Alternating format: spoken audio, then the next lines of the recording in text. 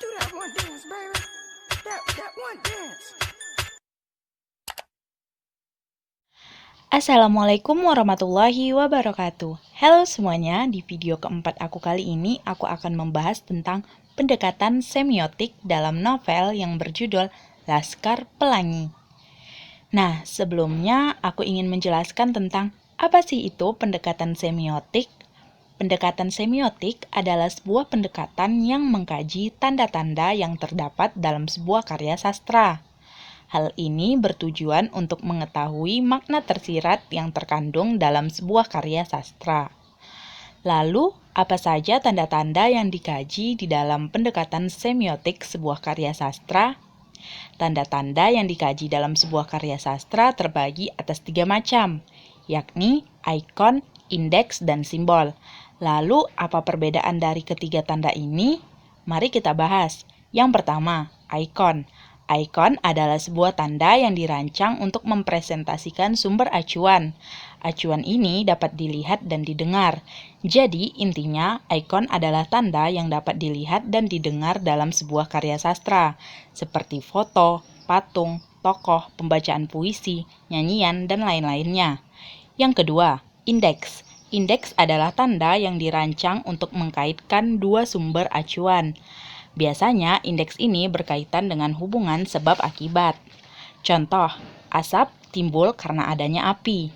Atau bisa jadi penggunaan kata keterangan seperti di sana dan di sini. Ataupun kata ganti seperti aku, kau, ia, dan dia. Indeks ini intinya proses penandaannya dapat diperkirakan dengan akal sehat manusia.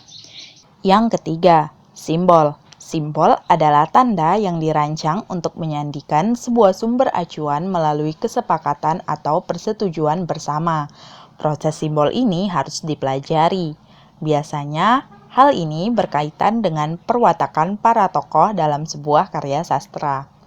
Nah, setelah mengetahui pengertian pendekatan semiotik beserta tanda-tanda yang ada di dalamnya, mari kita mengkaitkan sebuah novel yang berjudul Laskar Pelangi dengan pendekatan semiotik. Nah, yang pertama kita akan membahas ikon dalam novel Laskar Pelangi. Di dalam novel ini terdapat beberapa ikon. Di antara lainnya ialah 1. Sekolah. Dalam novel ini dideskripsikan bagaimana kondisi sekolah Muhammadiyah dan sekolah PN. Sekolah Muhammadiyah merupakan sekolah yang serba kekurangan, baik dari fasilitas maupun guru-gurunya. Sedangkan sekolah PN merupakan sekolah yang memiliki fasilitas yang serba mewah. Adapun fasilitas yang disediakan oleh sekolah PN ialah perpustakaan, kolam renang, bus pengangkut siswa, dan lain sebagainya. Kondisi kedua sekolah yang berkebalikan ini merupakan ikon dari penanda sosial kedua sekolah tersebut. 2. Kostum. Kostum yang digunakan oleh tokoh-tokoh dalam Laskar Pelangi yang bersekolah di sekolah Muhammadiyah terlihat sangat sederhana, apa adanya, dan murahan. Ini terlihat dari penggunaan kata sandal dari ban bekas, sepatu murahan dari plastik, baju yang sudah usang sebagai penanda kostum yang sangat sederhana. Sedangkan pada sekolah PN, tokoh-tokohnya menggunakan kostum serba mewah, seperti sepatu berkelas, baju seragam yang selalu berganti, tas yang berganti-ganti tiap hari, dan sebagainya. Kostum yang dikenakan tokoh-tokoh yang bersekolah di sekolah Muhammadiyah dan sekolah PN merupakan penanda sosial yang berbeda dari kedua sekolah tersebut. 3. Ikon perumahan mewah atau kumuh. Dalam novel ini digambarkan adanya kesenjangan sosial yang tinggi antara petinggi PN Timah dengan penduduk di sekitarnya. Perumahan yang dihuni pegawai PN Timah adalah rumah gedongan dengan segala kemewahannya, berbeda dengan rumah penduduk yang serba sederhana dan kekurangan. 4. Permainan. Permainan sebagai ikon penanda sosial. Permainan yang dilakukan oleh anggota Laskar Pelangi merupakan penanda sosial kehidupan mereka. Permainan yang mereka lakukan tidak memerlukan biaya. 5. Menyanyi. Menyanyi merupakan ikon penanda bakat. Bakat menyanyi dalam novel ini ditunjukkan oleh tokoh Mahar, sedangkan tokoh-tokoh lainnya tidak memiliki bakat menyanyi. Lanjut, kita akan membahas tentang indeks yang terdapat di dalam novel Laskar Pelangi. Dalam novel ini terdapat beberapa indeks. Pertama, indeks perilaku. Perilaku pada tokoh dalam novel ini meliputi penuh kekhawatiran, semangat tinggi, berpikiran sederhana, perhatian, keras kepala, idealis, serakah, dan sombong. Kedua, indeks penampilan fisik masyarakat lapisan atas dan bawah. Penampilan fisik para tokoh dalam novel ini merupakan gambaran masyarakat lapisan atas dan lapisan bawah.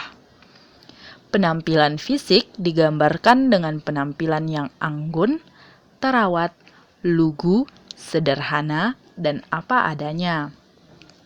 Ketiga, indeks pekerjaan. Pekerjaan tokoh yang berbeda dilakukan oleh tokoh yang berpendidikan rendah dan berpendidikan tinggi.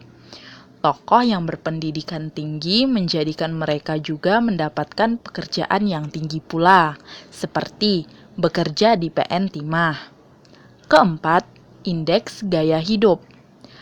Indeks gaya hidup yang dibahas adalah gaya hidup antara masyarakat lapisan atas dan lapisan bawah. Gaya hidup masyarakat lapisan atas digambarkan oleh tokoh yang hidup di lingkungan gedongan, yaitu perumahan mewah bagi petinggi PN Timah.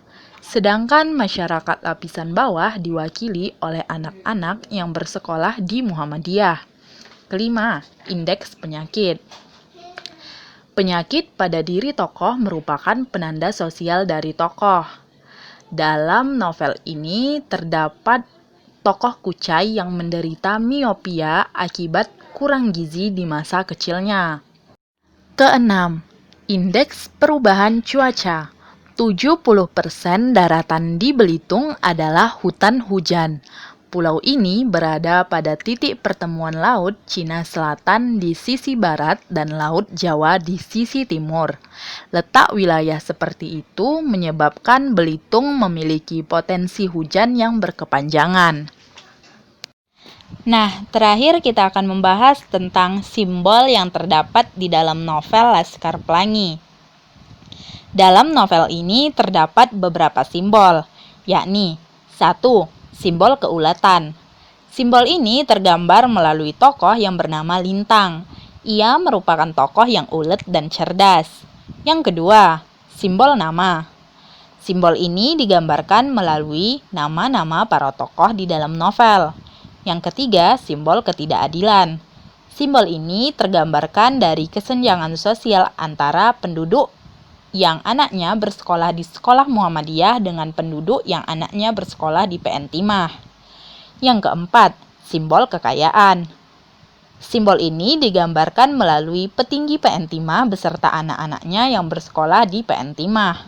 Yang kelima, simbol kemiskinan. Simbol ini digambarkan melalui anak-anak yang bersekolah di sekolah Muhammadiyah. Keenam, simbol kecerdasan dan ketampanan. Simbol ini digambarkan melalui tokoh yang bernama Tuk Bayan Tula. Ketujuh, simbol bahasa. Simbol ini digambarkan melalui bahasa yang digunakan oleh para tokoh. Kedelapan, simbol persahabatan. Simbol ini digambarkan melalui kekuatan yang dimiliki para tokoh Laskar Pelangi. Kesembilan, simbol jatuh cinta. Simbol ini digambarkan melalui tokoh Trapani dan Lintang. Ke-10, simbol pengorbanan. Simbol ini digambarkan melalui tokoh Mahar dan Flo. Nah, itu dia pembahasan kita tentang pendekatan semiotik dalam novel Laskar Pelangi. Sekian dari aku, apabila ada kesalahan mohon dimaafkan. Wassalamualaikum warahmatullahi wabarakatuh.